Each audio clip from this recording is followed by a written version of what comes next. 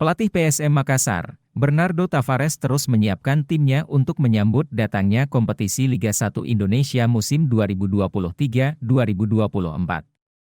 PSM Makassar akan menghadapi Persija Jakarta pada pekan pertama di Stadion Gelora Bung Karno pada Minggu 2 Juli 2023. Jelang laga tersebut, Bernardo Tavares terus menyiapkan skuadnya semaksimal mungkin terlebih mereka berstatus sebagai juara bertahan. Salah satu bentuk persiapan yang dilakukan yakni menggelar pertandingan pramusim atau uji coba. Pada Sabtu, 24 Juni 2024, lalu, PSM Makassar menjalani laga uji coba kontra Persik Kediri di Stadion Brawijaya yang berakhir imbang 1-1. Pertandingan uji coba tersebut menjadi satu-satunya pertandingan pramusim yang dijalani PSM Makassar.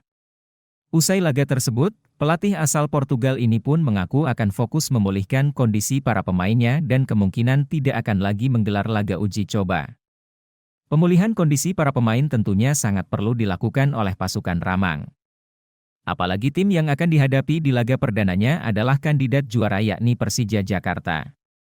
Lebih lanjut, Bernardo Tavares usai laga uji coba menghadapi Persik Kediri beberapa waktu yang lalu mengaku pertandingan uji coba tersebut sebagai salah satu latihan yang baik untuk para pemainnya.